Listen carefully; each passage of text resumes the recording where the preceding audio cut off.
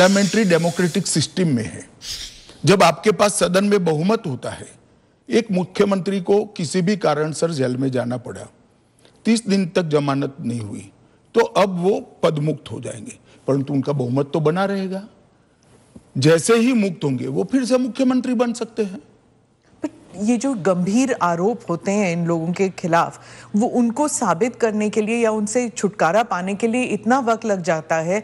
आप जैसे जो डेमोक्रेसीज हैं, बाकी डेमोक्रेसीज हैं, वहां पे क्या होता है कि वो हट जाते हैं और फिर वापस आते हैं। यहाँ पे तो जेल में डाल देते हैं। देखिए, जेल में डालने का जो प्रावधान है वो एनडीए सरकार ने नहीं बनाया है, वो सालों से यहां चल रहा है।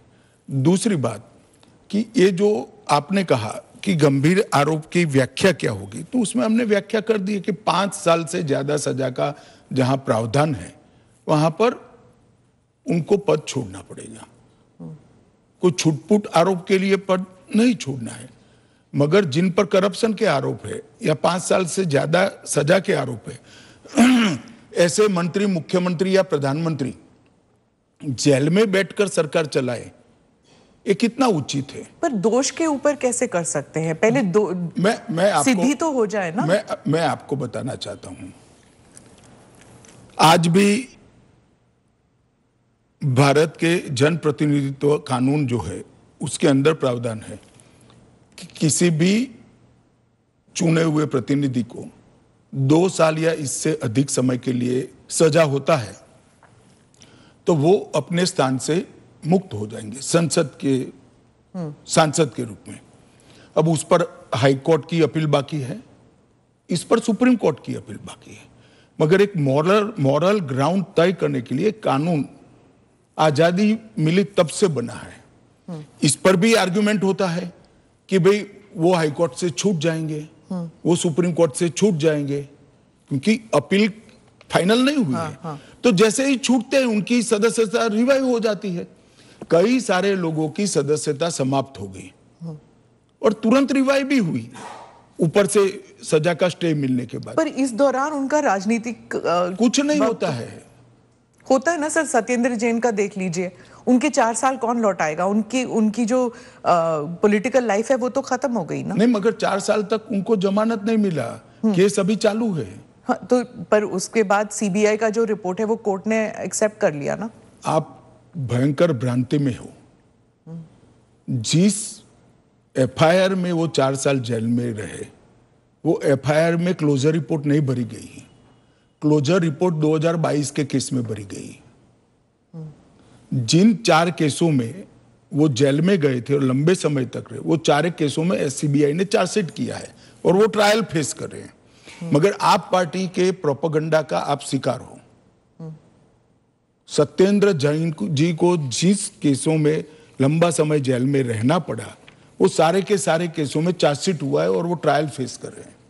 और अरविंद केजरीवाल जो थे, उनका भी ऐसे ही हुआ था, बेल मिला और फिर उसके बाद वो वापस आ गए। क्या यही होने वाला है हर नॉन बीजेपी चीफ मिनिस्टर के साथ? तो आप मुझे एक बात का जवाब दीजिए, नॉन बीजेपी बीजेपी छोड़ दीजिए, दोनों के लिए समान कानून है, परंतु किसी ने भी जेल से सरकार चलानी चाहिए क्या? आजादी से अब तक कई सारे नेता जेल में गए, कई सारे मुख्यमंत्री भी गए, मंत्री भी गए, और सबने इस्तीफा देकर जेल में गए। अभी एक ट्रेंड शुरू हुआ कि जेल में जाने के बाद भी इस्तीफा नहीं देना। ढेर सारे ऐसे लोग हैं जिन्होंने इस्तीफा दिया।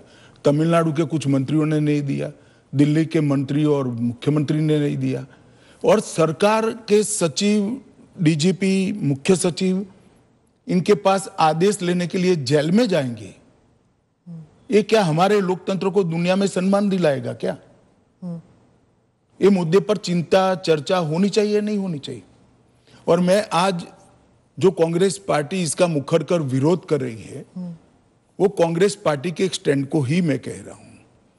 जब यूपीए की सरकार थी, श्री मनमोहन सिंह जी इनके प्रधानमंत्री थे और लालू प्रसाद यादव जी इनके मिनिस्टर थे। लालू प्रसाद जी को सजा हो गई।